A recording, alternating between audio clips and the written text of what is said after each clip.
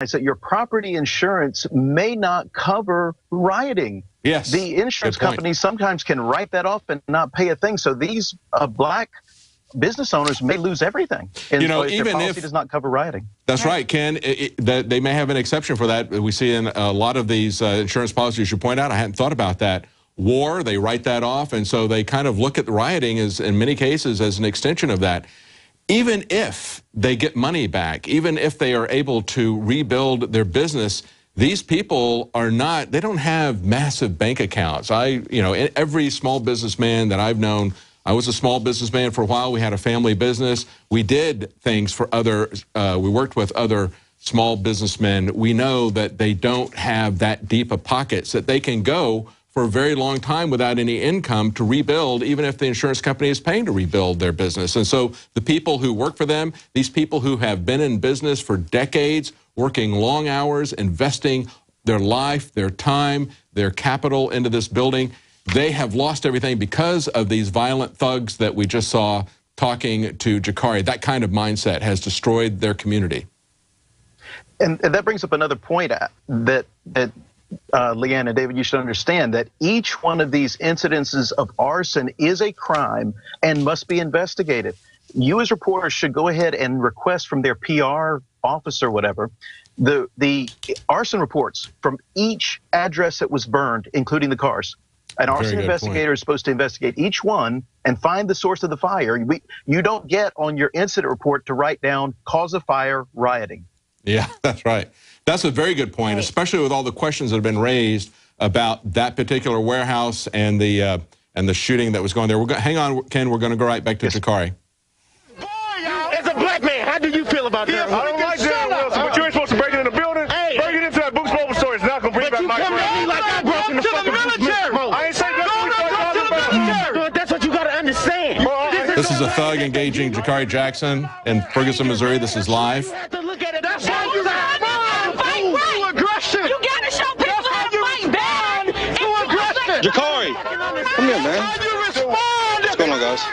No, people tired. That's how you respond to aggression. People are tired. What was that all about? You ain't tired of it. And I told him it didn't have nothing to do with it. I said whoever breaking in the building ain't supposed to break in the building. I'll tell you too, whoever you are. I'm not vouching for people breaking in the building. That's what I try to tell the guy. I said, they want Alex to come to the hood. What's breaking in that Boost Mobile store going to do to help anything? He said, I didn't break in the Boost. Yeah, we got a little bit of a delay here. Out here justifying people breaking into the Boost Mobile store. I didn't say you did it. I didn't say you burned down whatever building, but people aren't supposed to be out here burning down buildings. That's not going to bring back my ground. That's not going to do anything to Darren Wilson. All it's doing is tearing down his community. That's all I said. This dude, whoever he is, just walked the floor, tried to tear me down. He thought I was about to run from him. I ain't run from him. I said, he said, send your boy down here, and I'll tell him to talk to him. Rip off your mask, I'll tell him to come find you. I'll go find him. So that's what happened. You guys worry about becoming a part of this? Anyway, the difference is whoever breaking in the building ain't supposed to be breaking. Yeah. Wanted to do a little piece of you guys, doing alternative news here. Yeah. I mean. All right, so with this technology, we've got a delay going with Jakari's feed. Who knows? Maybe it's wrapping around the earth a couple times before it comes in to us, and then so it looks like he's okay now, but it did get pretty tense there. Yeah. For a bit. Yeah. Emotions are running high, and I guess if you're not for looting and burning down businesses in the area, especially the small businesses, that's it. Hey, why don't we talk to Biggs real quick and see what's going on? Okay. Joe, can you hear us? Yes, I can. Okay, so Jakari's okay now, right? Talk to Ken. Yeah, well, this is what happened. I found Jakari, and there was a guy yelling at him and said that... hey, I just want to let you know the Delta Force guys are watching. Okay. So what happened was Jakari was sitting over there talking to a guy, and they were mad at him because earlier today on the radio show, I said it's a terrorist act if you're out here burning down buildings and demolishing stuff like that. And then this guy's taking it that I said that everybody out here is a terrorist. So he attacked Jakari, and then I walked over there, and then they all flipped out when I walked over there and said, oh, there he is, there he is. So that's what's going on right now. Well, yeah, it is a terrorist act, and I think it's kind of interesting this guy's getting in Jakari's face. And what is he trying to do? Is he saying that it's not a terrorist act, that it's justified to burn down his black neighbor's businesses? Is that the point he was trying to make as he stood there in a mask? Was that his point? Yeah, it's like I said, the people who are doing that are the ones who are obviously here trying to cause trouble. Yeah. Because the ones who watch us all the time and the ones that know what we're out here about, against the militarization of police, against people impeding on your rights and things like that. So this is obviously somebody who just wants to come out and be one of the people who's going to be an agitator.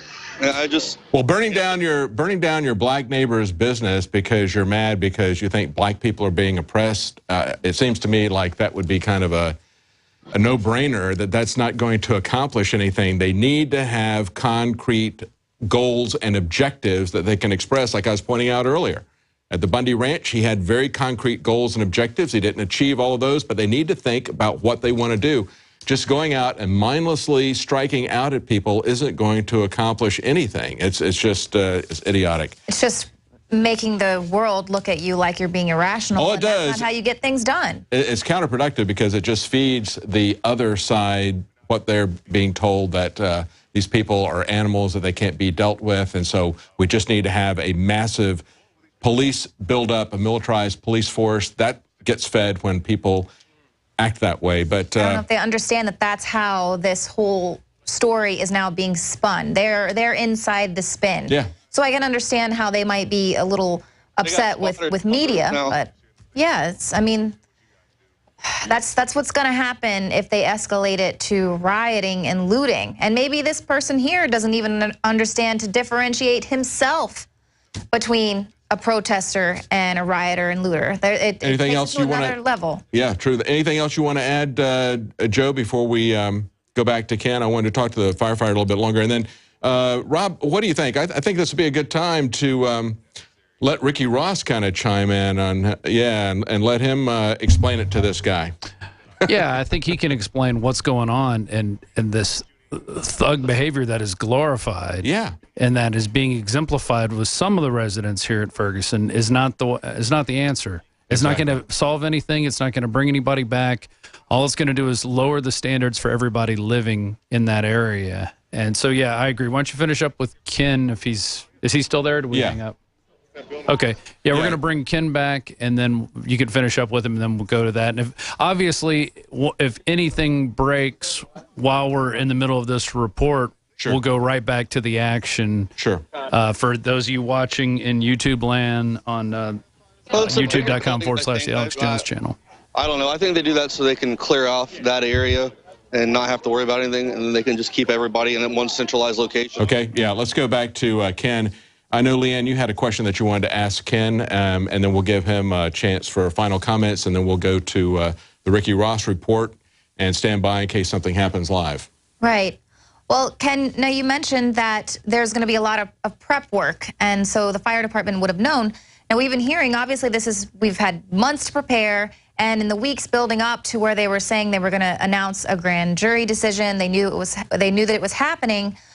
We were getting word that hospitals were preparing. They were setting aside certain 3 levels of the hospital. Schools were all prepared to cancel certain classes, rearrange their schedules.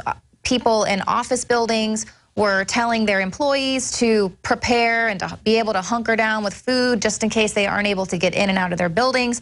So everyone was saying, we're preparing for the worst. Does the fire department not prepare for arson? We prepare for everything. I got in trouble with my department for preparing for aircraft mass casualties incidents. And they said, well, the airport's 45 miles away.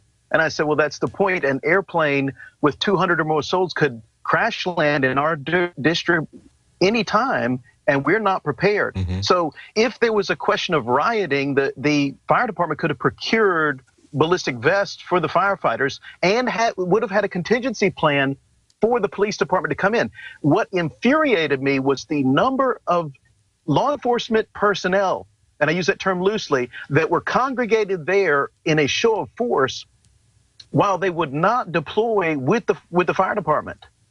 Right, and to actually say it's their fault because they just responded too quickly.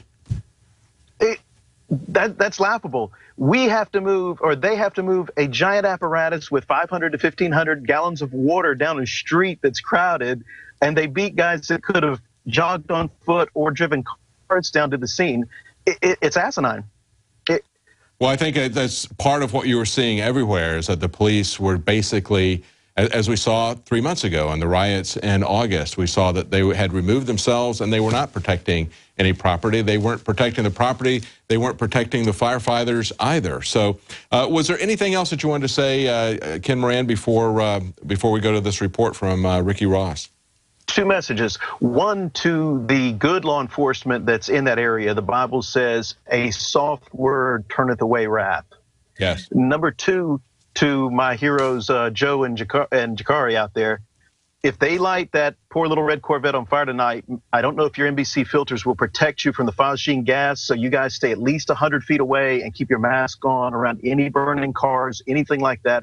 That's a odorless, colorless gas. You won't feel it, and you'll get nerve damage from it. And poor Joe's already had enough hazmat in his term there. But very good point. I told them that last night when we were seeing that stuff. I said, you know, your guys walking around the fires, keep those masks on, because you don't know what you're going to get involved with. And of course, that's a very good point, that there's a lot of gases out there that you're not going to see or smell that could be very damaging. Thank you so much for joining us. The that was harassing Jakari, wait till if the KKK shows up, and then poor Joe's going to be the next sellout. So our appreciation to the guys and the great news crew at Alex Jones. Yeah. Well, thank you so much. I really appreciate you calling in. It's very good to have an expert who's had a lot of experience with this to really give us that expert perspective. Thank you so much for joining us tonight, Ken Moran. And I would underscore what he just said about a kind word turning away wrath. There was an article that was up on November 20th from NPR. They were talking about how an Alaskan police officer had been killed serving a warrant in a domestic dispute, and how in the rural areas of Alaska, they don't carry guns. It's like Andy Griffith. And, you know, we really need to have that discussion, whether or not we're going to have a police force that looks more like Andy Griffith or whether it looks more like Judge Dredd. And, of course, we're probably not going to reach either of those exact extremes. I don't know, maybe we will get to Judge Dredd, but where do we want to fall in that spectrum? And when he said that, it reminded me of this report. And listen to what this police officer who works there now, even after the other police officer was shot and killed, this is what he says about his police work when he works without a gun. He says he's come to realize that his most important law enforcement tool is his mouth. And this is what he says: how well can you speak to an individual? How can you talk them down? Can you make them understand common sense? If you can get somebody to understand common sense, they're going to follow along with you. See, that's the kind of person, that's the kind of mission, that's the kind of understanding and that we need to have in all of our police departments, not just in rural areas in Alaska. And I think one of the ways that that's going to be achieved is with one of those points from former police officer Frank Serpico saying it has got to be mandatory for police officers to be involved with the community. They need to understand the community. They need to be able to talk to the people, not see them as criminals, as perpetrators, as opponents in a war zone. And unless and until that happens, we are going to continue to see escalated violence, random, senseless killings by the police because of the way that they're trained, because of their mission. It's very important what Ken said. You stop the wrath by checking your mouth. And that's what these police officers who had to work without using a firearm understand. And for the most part, they will be safer themselves in that kind of an environment, because if they escalate the violence, they will also be subject to that violence. Let's go to Ricky Ross, this video that was put together while he was here with Alex Jones. Let's let him explain what's going on, how people are being fed a lie about gang violence and thuggism, and how heroic it is to burn down your black neighbor's business, let alone selling drugs.